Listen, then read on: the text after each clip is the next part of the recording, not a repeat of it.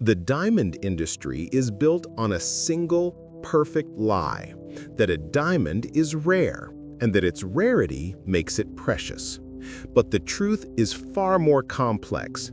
The supply is controlled by a shadowy global cartel known as the Syndicate, a council of old families who decide who gets to sell, who gets to buy, and what a diamond is truly worth. Lady Aurora Vale was born into this world. Her family ran a small but deeply respected jewelry house known for its integrity. She possessed the eye, a rare gift for seeing not just a diamond's 4 C's, but its 5th, hidden quality, its character, its fire. Her family's reputation earned her a prestigious, career-defining task to provide the final appraisal for the Azure Heart, a legendary, supposedly flawless, massive blue diamond owned by the Syndicate itself before its record-breaking auction at Sotheby's. It was an honor, a seal of approval from the very top of their world. As she placed the magnificent gem under her microscope, she expected to be lost in its perfect icy fire. But she felt nothing. A strange, discordant coldness. The diamond was too perfect, too clean. It had brilliance, but it had no soul. Trusting her instinct over the gem's flawless paperwork, she used a new experimental deep spectrum scanner she had secretly developed. The science confirmed her gut feeling. The scanner revealed what the naked eye could never see, a network of microscopic laser-drilled channels filled with an almost undetectable refractive polymer that masked dozens of internal flaws. It was a high-tech fraud of the highest order. She realized with a cold, sickening horror that the Syndicate was not just selling one flawed stone, they were likely using this technology to systematically inflate the quality and price of their entire high-end inventory, poisoning the very foundation of trust the industry was built on. Aurora requested a private meeting with the head of the Syndicate, a powerful and elegant matriarch known only as the Chairwoman.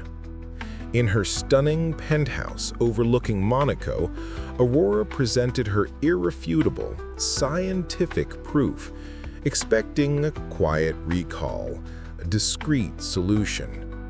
The chairwoman looked at the data on Aurora's tablet, and then she smiled, a chilling smile that did not reach her eyes.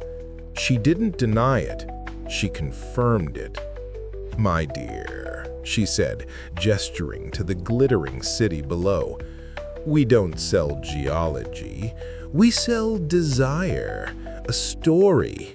Your discovery is a very boring and very expensive truth. I suggest you learn to appreciate fiction." It was not a negotiation. It was an ultimatum. Join the lie or be destroyed by it. Aurora's choice was simple. She walked away. The next morning, her war began. She quietly leaked her findings on the Azure Heart to a single, respected gemological institute, expecting the science to speak for itself. But the Syndicate's power was absolute. The institute, under pressure from its board of directors, who were all connected to the Syndicate, issued a statement publicly discrediting her findings as inconclusive and based on unproven methods. They didn't just ignore her truth, they used their authority to brand her truth as a lie. The Syndicate's attack became personal. They began a campaign to destroy her family's business from the inside. They pressured suppliers to cut off her access to the best raw stones. They planted rumors among her high-net-worth clients that her own gems were of questionable origin. Her family's centuries-old reputation, built on trust, began to crumble under the weight of these insidious, invisible attacks. Sales plummeted. The Vale Jewelry House, once a beacon of integrity, was on the verge of bankruptcy. Beaten but not broken, Aurora realized she could not fight their lie with her truth. The game was rigged.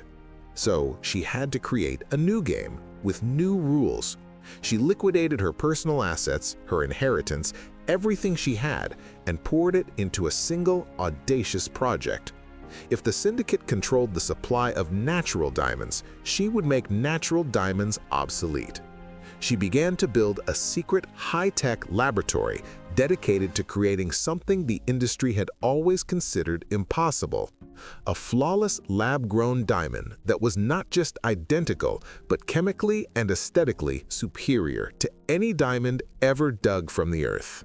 For 2 years, she worked in complete secrecy, pushing the boundaries of material science. The process was agonizing, a delicate dance of immense pressure and precise temperature. Her first attempts were failures, cloudy, fractured, worthless crystals. But she refined the process, learning, adapting. Finally, one night she opened the reactor chamber. Inside, nestled in the graphite core, was not a rock. It was a single, perfect, impossibly brilliant, massive diamond, glowing with a pure, white internal fire. It had no flaws, no inclusions. It was a piece of frozen, perfect light. It was the first of a new generation of gods. Aurora knew that simply announcing her creation was not enough. The syndicate would just brand it a fake, a synthetic. She had to prove its superiority in a way that was public, irrefutable, and deeply humiliating for them. Her plan was a masterpiece of Trojan horse strategy. She took her single, perfect lab-grown diamond and had it masterfully cut into a shape that was an exact microscopic replica of the Azure Heart, the syndicate's flawed flagship. She then created a perfect, forged, historical provenance for her new, blue-tinted stone, giving it a new, romantic name: the Sea of Serenity. She anonymously leaked the existence of the Sea of Serenity to the art world, presenting it as a long-lost twin to the Azure Heart, a mythical stone of even greater quality. The bait was irresistible. The world's wealthiest collectors, always hungry for a story, were mesmerized. The syndicate, seeing a chance to control this new legendary stone and further solidify their market dominance, did exactly what she predicted. They aggressively and publicly sought to acquire it. The syndicate bought it for a staggering, record-breaking price. They then announced a massive global press event, a self-congratulatory spectacle where they would unveil their new acquisition alongside the Azure Heart, showcasing their unparalleled collection of the world's greatest natural treasures. The chairwoman herself was set to preside over the event. It was to be the ultimate display of their power and prestige. It was exactly the stage Aurora needed for her final act. Aurora, using a press pass secured by a friendly journalist, attended the event. She stood quietly in the back of the massive, crowded room as the chairwoman took the stage, radiating smug triumph. The two diamonds were unveiled with a dramatic flourish, glittering side by side under the bright lights, looking like twin goddesses of the gem world. "Today," the chairwoman began, her voice booming with authority, "we celebrate the timeless, inimitable, and eternal perfection of nature's greatest gifts." It was the perfect, arrogant, and completely false opening line. As the chairwoman basked in the applause, a single, clear female voice cut through the room. It was Aurora, speaking into her phone, which was connected to the venue's sound system, a backdoor arranged by the same sympathetic journalist. "A beautiful speech, chairwoman," Aurora's voice boomed, amplified. "But you are holding a liar." The room fell into a stunned silence. Security started to move towards Aurora, but it was too late. "The Azure Heart," she continued, her voice calm and surgical, "is a fraud, filled with laser-drilled polymer. I have the proof." The chairwoman, furious, tried to dismiss her as a madwoman. "And I suppose," she sneered, "that your mythical Sea of Serenity is the real treasure? "Oh no," Aurora's voice replied, a hint of amusement in her tone. "The Sea of Serenity is even more fraudulent than yours. It is not a gift from nature at all. It is a product of science. It was grown in my laboratory 2 months ago." She then remotely triggered a command. A tiny, nearly invisible laser inscription, hidden on the girdle of her perfect lab-grown diamond, heated up.